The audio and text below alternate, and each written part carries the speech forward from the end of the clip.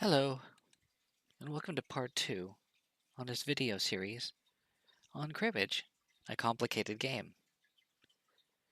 This part is going to go over a pretty complicated phase in the game, so it's going to be the longest in this series explaining how the game works. If you'll bear with me, we will get through this, and if you have any questions, let me know, and I'll be glad to answer them. So let's begin. Just like with our first video, we're going to divide this particular video up into parts. The first part is preparation. Then we're going to discuss scoring, 31, go, and finally a recap at the end. But before we begin, we have to go over a quick, weird history lesson. We've probably grown up with face cards where the cards themselves are mirrored torso up, but much older packs of playing cards had full body face cards like these. Cribbage also has some pretty strange phrases, one of which is 1 for his knob, 2 for his heels. A knob, or nib as is commonly said today, is slang for somebody's head, and heels is self-explanatory, since we only have one head and 2 feet or 2 heels when it comes up. These are how many points are scored. So let's begin. In the pegging phase, both players are given 6 cards that they put into their hand, but for the sake of this tutorial I left them on the table. Each player then takes 2 of their cards and places them face down in the crib. We'll discuss this more in Phase 3 on our next video. Next, the opon, or the player who isn't the dealer, cuts the deck and flips the top card from the pile. We'll discuss this more in Phase 2 in our next video. Now let's discuss 2 for his heels. If the card flipped over is a jack of any suit, the dealer is given 2 points. We're going to ignore this card and the crib for the rest of Phase 1. Scoring. Pairs, runs, and 15 all come into play, but can only be an answer to your opponent's play with one exception. Of course, in game, each player picks up their 4 cards and you do not know what your opponent has. But, for the sake of this tutorial, I flipped all the cards face up.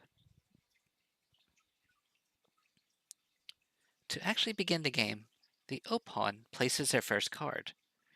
To show scoring examples, our opon plays the 5 of hearts and declares 5. Keep in mind that this would be a really bad play if in a real game. If the dealer then plays their own 5 of diamonds, they would score a pair and gain 2 points. If the dealer instead plays their queen of spades, they score 2 points for a 15. A 15 is scored if the value on the table is exactly 15. The strategy of the pegging phase is to trap your opponent into giving you opportunities to score, while limiting your opponent's opportunities. Now the cards on this slide will not be the cards actually used in a playthrough. This is just for demonstration purposes. These will be the cards used for the rest of the video, and series actually. So let's talk about 31 and go. Each round of the pegging phase goes until the total value on the board is as close to 31 as it can be. If it is a player's turn to play, but they're not able to, they declare go, and the other player gains 1 point. If the player who is told go can continue to play, they do so until they cannot. If either player causes the value to rise to 31 exactly, that player gains 2 points and the round ends. Now, one thing to keep in mind, the end of the round is not the end of the pegging phase. So let's begin for real here. The opon plays his king of spades and declares 10. The dealer answers back by playing their own king of diamonds and says pair for 2, 20, then moves his peg 2 spaces. This lets the opon know the dealer has earned a pair and the score earned, which is 2 points, then lets the opon know the new value on the board is 20 out of 31 because tens, jacks, queens, and king are all worth 10 points in value. Anyways, back to the game. The opon wants to earn a go, so they play the jack of hearts and says 30, answering back.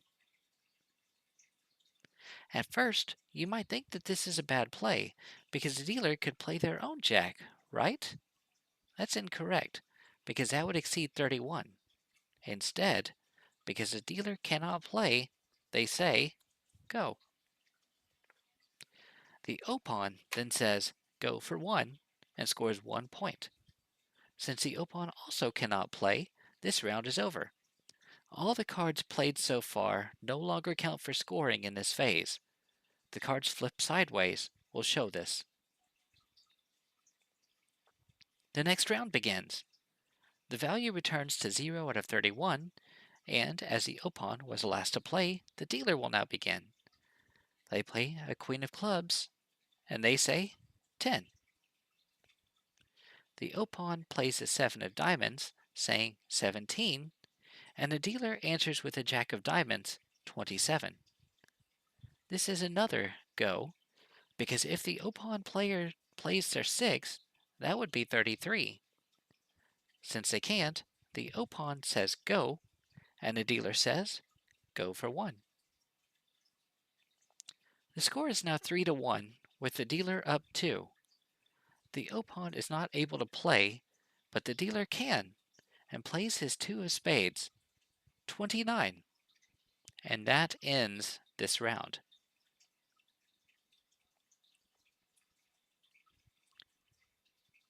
New round begins.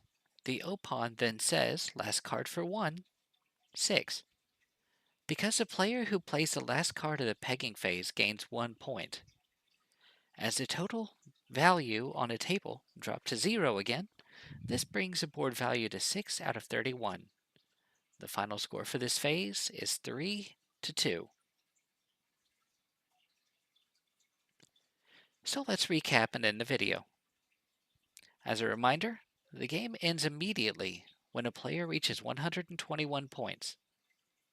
Pairs are worth 2 points per set of 2 matching rank cards. 6 points are scored for 3 of a kind, and 12 points for 4 of a kind. A run is worth 1 point per card in numerical sequence with a minimum of 3. If any card in a run is a pair, the run is counted twice. A run does not have to be played in numerical order.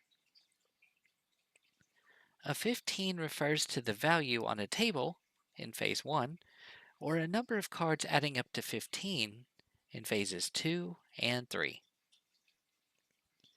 So, in preparation, 6 cards are given to each player. Each player, beginning with the opon, places 2 of their cards face down by the dealer's side of the table as a crib.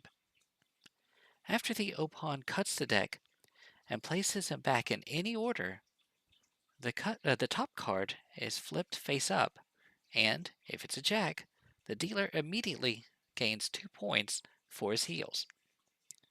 The pegging phase officially begins now. Pairs are scored by playing the same rank card that your opponent did. Doing so scores 2 points. If they have the third card in that rank, they can then play their own to score a royal pair for 6. And then if you have the fourth, you can play that for 12. Runs are similar.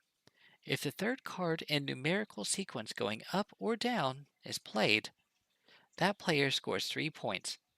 The other player can then play the fourth to score 4, and so on. A 15 is scored only when the total value on a table is exactly 15 for any round. So let's discuss the pegging phase. The opon is the first to play, and after their card is placed, the player then declares the total value on the board. Players then take turns scoring pairs, runs, and 15s off the other player until the value gets close enough to 31 that a player can no longer play. The player who can't play says go, and the other player gains 1 point and may continue to play, if possible, to try for a 31. If a player reaches 31, even if the other can play, the game halts. The player who hit 31 scores 2 points, the table value resets, and the player whose turn it was next can play. After the round ends, all played cards no longer score in the next round. After the final card is played, the player who plays this last card gains 1 point, and this ends the pegging phase. The pegging phase will be the longest video because it is the most complex, but it is also the only phase that is directly confrontational between the players. Thank you for bearing with me. It's all downhill from here.